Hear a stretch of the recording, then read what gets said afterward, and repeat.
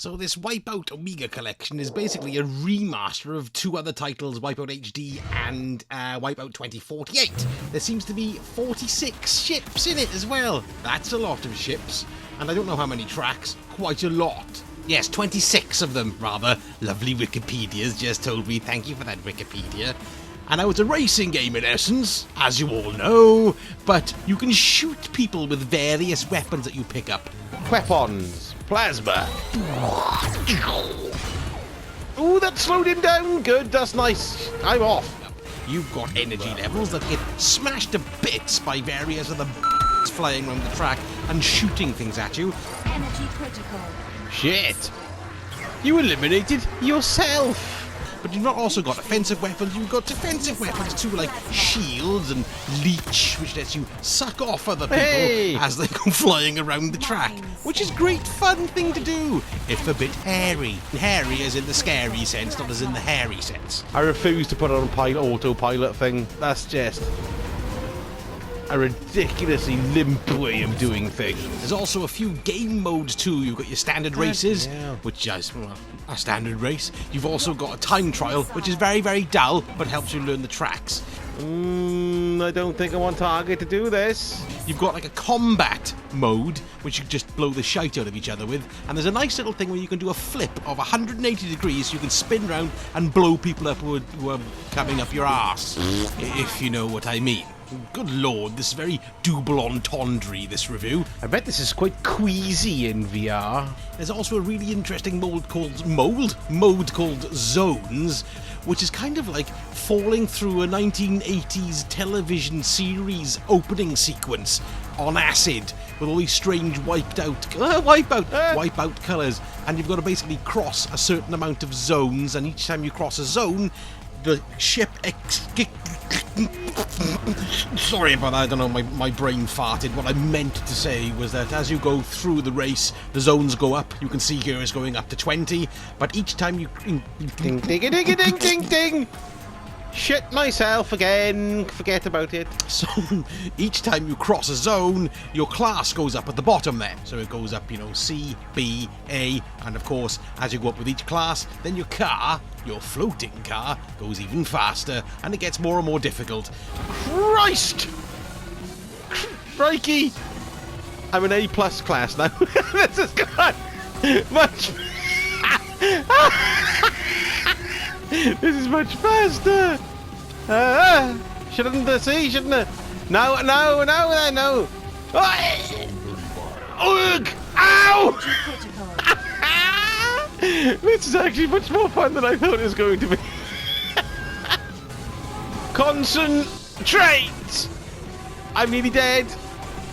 I just took my eyes off the screen for a minute to see my percentage. Itchy nose! It's the worst timing in the world. 5%! 1! So as you can see, I had tremendous fun doing that. Another mode that I found tremendous fun, even if it's a bit poo-your-pants scary, is going online, because everybody else is so much better than you.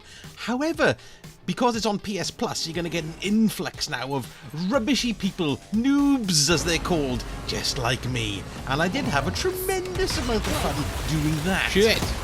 Someone shot me up the arse. Don't really know what's going on. Missile, bomb, rockets, dead, shagged. I must have hit someone. Oh look, I'm not last. Bam! He had a japper. Stop bleaching off me, you massive poo brain.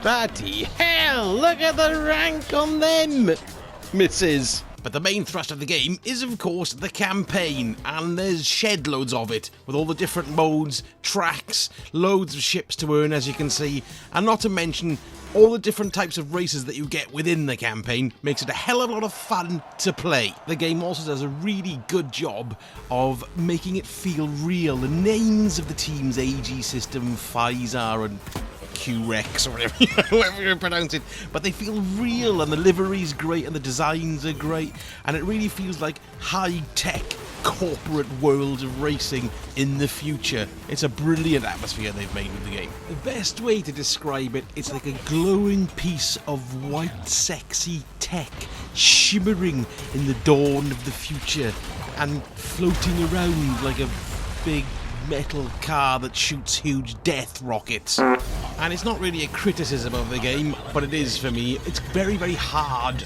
and you've got to put in a lot of time to get the most out of it, as indeed it is with all good things in life. So you can't really say it's a criticism, but I just haven't got the attention span for it when I want to shoot things in the face. So of course, if any of that stuff rings your bell, then this is definitely for you. And we've got a few weeks left yet of the PS Plus, so download it if you can, because it's definitely worth it. Bearing in mind, I'm not a massive fan of racing games, so that's going to figure into it. I give this 3 time sausages out of 5. But my choice this month between this or Sniper Elite 3, and for me, it's Sniper Elite 4, not Sniper Elite 3. Yes, I mean, just cop a load of this, right? Ooh, here we go! Oh, straight through the eyes! Hilarious! There's a guy there who's wondering what the smeg is going on. Missed it.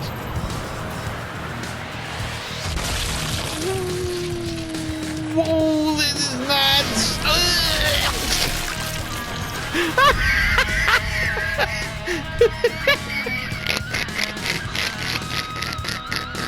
Whoops! I say, this is damn fine fun, wouldn't you say? Oh, look.